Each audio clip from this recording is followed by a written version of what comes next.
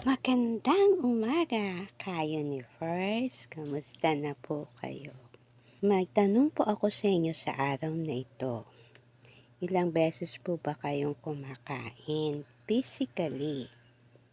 At ilang beses din po ninyong pinapakain ang inyong espiritu? Oh, may pagkain ba ang ating spirit? At kailangan nga ba itong pakainin? Ito po ang ating pag-uusapan ngayong araw na ito. Ang Diyos po ay binubuo ng tatlong persona, ang Ama, Anak, at Banal na Espiritu. Tatlong persona, iisang Diyos, at sila po ay nagkakaisa. Dahil tayo po ay ginawa after the image of our Lord, ang ating Diyos ay Trinitarian, tayo naman po ay tripartite, no? So, binubuo po tayo ng spirit, body, and soul. Spirit po ay ang hininga ng Diyos. No? Nung ginawa po si Adam, ningan siya ng Diyos sa nostril. At ito po ang nagbigay ng buhay sa kanya. At siyempre po, sa ating lahat. No? The Spirit is the innermost being of us. Ito ay tumutukoy sa ating karunungan, kakayahang mag-isip, mag-analyze, mag-realize, no, mag-solve ng problema, ngayon ating emosyon, character o pag-uugali, yung ating pagkatao, no po. In short, ito po yung ating konsensya na nagsasabi ng tama at mali, ng mga dapat at hindi dapat gawin. So ito po, connect tayo sa Diyos at ito tumutugon po sa panawagan ng ating Diyos. Yung katawang lupa naman po, ito po yung sisidlan. Yung nagmula sa lupa na maingat na hinugis ng ating Diyos. At ito ay babalik sa lupa sa araw ng ating kamatayan. Sabi po sa Genesis 3:19, sapagkat sa lupa ikaw ay kinuha, sa alabok ikaw ay babalik. No, kaya yung katawang lupa natin, nakakonect ito sa mundong ito. Kaya ang kanyang mga nais gawin ay ang mga bagay na ginagawa dito sa ating mundo. So, ano ba yung inaalok ng mundong ito? Mababasa natin ito sa Matthew 4, verses 1 to 11. Ito po yung nag-ayuno ang ating Panginoong Jesus 40 days and 40 nights, no? Siya po ay tinukso ni Satan. So, makikita po natin dito, si Satan may alam din po siya sa Word of God. No, sabi niya po doon sa ating Panginoong Jesus, kung ikaw ang anak ng Diyos, gawin mong tinapay ang mga batong ito. No, verse na to, nagsisimbolize po pagkain at mga pangangailangan natin bilang isang tao. Sumunod po, sabi po ni Satan, magpatihulog ka kasi nasusulat na sasalun ka ng mga anghel. Sisimbolize naman to ng protection and security. Yung last po is pinakita sa kanya ang mga kaharian. So, it symbolizes na kapangyarihan, kayamanan, popular. Hindi naman po masama yung mga pangangailangan. Siyempre, bilang tao, natin magtrabaho. No po? Pero ang tanong kasi, kaya po tayo nahuhulog sa kasalanan is paano natin ina-acquire o kinukuha ang mga bagay na ito. Nakaayon ba sa plano ng Diyos o sa plano lang natin? Minsan kasi, lalo na kapag tayo ay kinukulang, diba, mga pangangailangan natin, may mga kasabihan po na kapit sa patalim. So, kahit alam natin mali, ginagawa po natin. So, yung pangatlo po yung soul o yung kaluluwa na po. Ito yung ating mga senses o pandama. Ito yung kahatulan, no, sa takdang panahon. Kaya nga, ang nakakaranas ng sakit ng init sa apoy ng impyerno at ng mga uod na hindi namamatay ay ang ating kaluluwa. Ito po yung final judgment, 'no, doon araw at gabing parurusahan ang kaluluwa ng mga taong hindi tumanggap sa Panginoon, hindi sumunod at namuhay sa kasalanan ng walang pagsisisi, 'no, namuhay sa kasamaan. Ang sabi po sa Mark 9:48, "At tooy hindi namamatay ang mga uod at apoy magpakailanman." So ito yung kaluluwa, ito yung iniingatan, pinoproteksyonan ating spirit, 'no, dahil ito po yung makakaramdam ng lahat ng pasakit kapag po ito ay hinusgahan na. At ito rin naman po yung makakasama ng Panginoon kapag ikaw ay namuhay ayon sa kanyang kalooban. Beses ba kayo kumakain sa isang araw? So, sa isang ordinaryong pamumuhay na 3 times a day. So, meron tayong breakfast o almusal, lunch o tanghalian, dinner o hapunan. Pero, kahit wala ngang budget, nagagawa natin na magmeryenda sa umaga, sa hapon, at sa gabi ay may midnight snack. Pero kumusta naman yung ating espiritu? Ilang beses naman natin pinapakain. Nakakalungkot minsan lang. Sa isang linggo, linggo nga lang po tayo nagsisimba. Minsan nga po ay hindi pa tayo nagsisimba. Diba? Tapos, minsan po hindi pa tayo nananalangin. So, yung spirit natin gutom na gutom, samantalang yung physical natin busog na busog. Kapag dumadating po tayo sa mga pagsubok, tugmok tayo agad. Hindi natin alam kung ano yung ating gagawin, hindi kung kanino tayo lalapit. Wala tayong mapanghawakan at nawawalan tayo ng pag-asa. Kasi physical lang yung malakas sa atin, physical lang ang malusog sa atin. Yung ating espiritu, lugmok. Ikaw kaya hindi kumain sa buong isang taon, ang mangyari sa'yo, hindi ka naabutin kahit ng Mother's Day o Father's Day. Yung isang araw nga lang, hindi mo kayang hindi kumain. Isang taon ka pang hindi magsimba, hindi ka magdasal, hindi ka magpasa ng Biblia. So alamin natin, ano nga ba ang pagkain ng ating espiritu? No? Dahil ang spirit ay hininga ng Diyos, ito ay babalik sa Diyos. No? Kapag tayo po ay binawian na ng Diyos ng ipinahiram niyang buhay. Katawang lupa, babalik siyempre sa alabok kung saan ito nagmula. At ang kaluluwa nga po ay huhusgaan ayon sa kanyang ginawa. Dahil ang ating espiritu ay may connection sa ating Diyos, ang kanyang pagkain ay ang salita ng Diyos. Ang bunga ng banal na espiritu. At syempre, yung paghahari ng Panginoong Diyos sa buhay mo. Yung siya yung nakaupo sa trono ng puso mo. Yan ang pagkain ng ating espiritu. So, gaya ng cellphone, kapag nalobat na, so kailangan na siyang i-charge, no? Doon sa power. Gayon din ang ating spirit.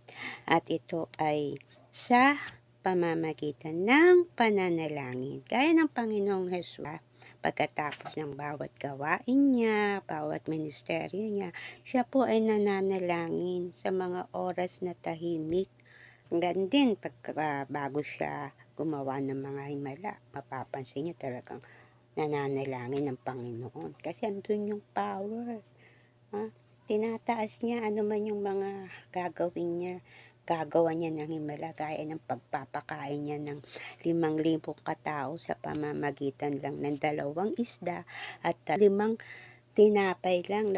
So bago niya piniraso, itinaas niya yun at ipinanalangin at doon po naganap ang himala. Mababasa natin yan sa Mateo 26 verse 4. Sabi ng Panginoon, magbantay kayo at manalangin upang huwag kayong madaig ng tukso. Ba? Ang espiritu ay nakahanda, ngunit ang laman ay mahina. No? Bakit mahina ang physical? Yung espiritu natin, lagi yan nakahanda mag-connect sa Panginoon. Kasi sa Diyos yan galing, hininga yan ng Diyos eh.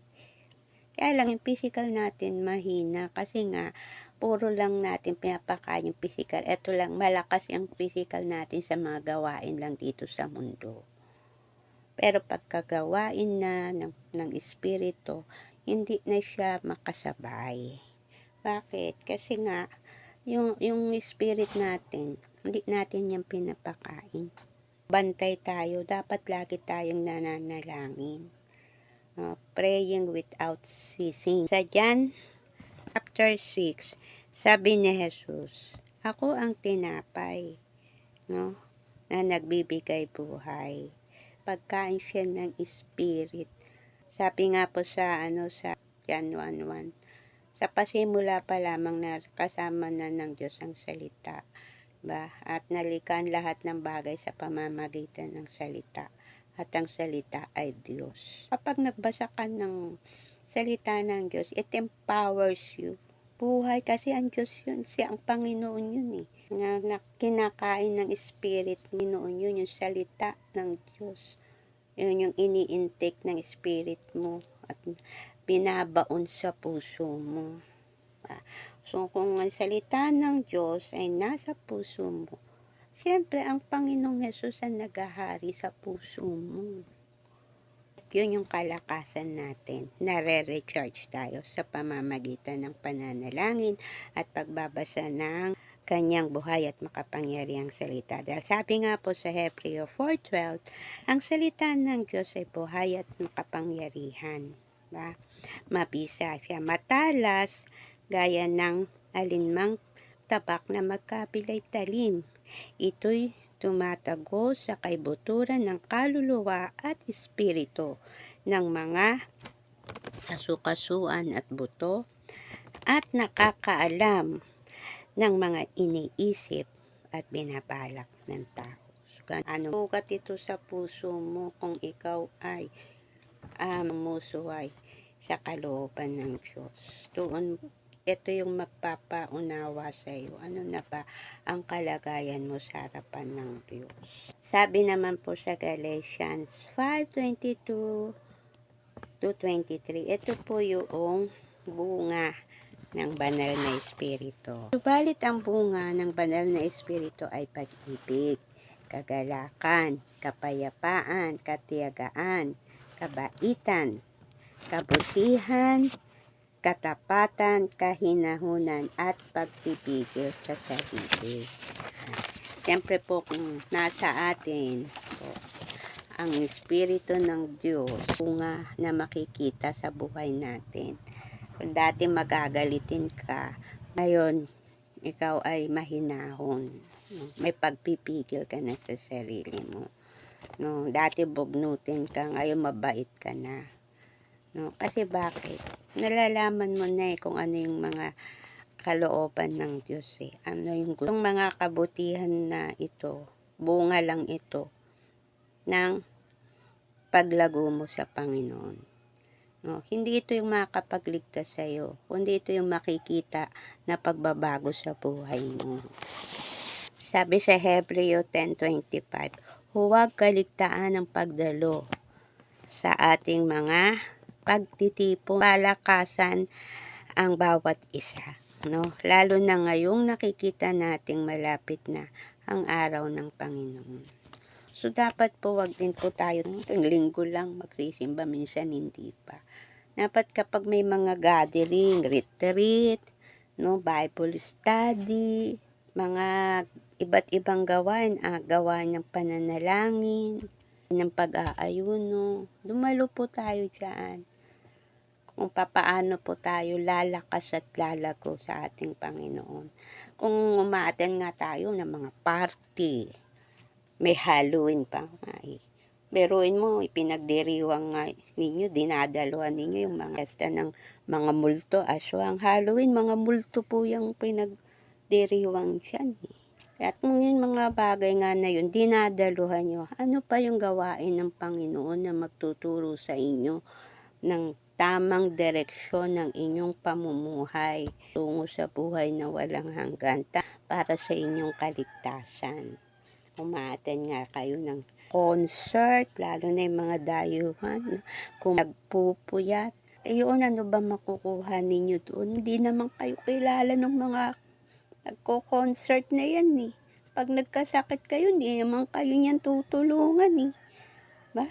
Pagka namatay kayo, hindi naman yan pupunta sa burol niyo eh. Wala naman yan maitutulong sa inyo 'pag kailangan niyo eh. Samantalang ang Panginoon may hawak ng buhay niyo, ang may-ari ng langit at lupa't lahat ng bagay. Ang Panginoon nanghuhusga sa inyo. Kaya dapat alam ninyo kung ano ang priority ninyo. Ilang oras lang naiinip na kayo. Pero mag-scroll kayo ng Facebook, hindi nyo napapansin halos maghapon na kayo. Maglaro kayo ng mga ML, gaano kahaba ang inyong inuupos na oras, diba? Kaya po tayo ay ina-urge ng Panginoon sa kanyang mga gawain. Kasi po ang Diyos ay maaring mangusap sa atin sa personal nating panalangin, devotion, pero may mga mensahe at karunungan na ibinababa ng Diyos sa mga lingkod. No? Ito yung mga mensaheng pangkalahatan. Sabi nga po sa Joshua 1:8, ang aklat na ito ng kautusan ay huwag mahiwalay sa inyong bibig, kundi inyong pagbulay-bulayan araw at gabi upang inyong masunod ang gawain na ayon sa lahat ng nasusulat dito.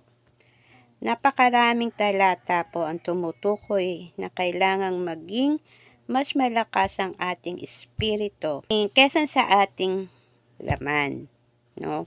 Upang maprotektahan ang ating kaluluwa, upang mapagtagumpayan natin ang mga pagsubok, mga problema at ang mga paraan ni Satanas para tayo ay linlangin. Mga ka-universe, sana po may natutunan na naman po tayo sa mensaheng ito ng Panginoon. Maraming salamat po. God bless. Sa Diyos ang lahat ng papuri.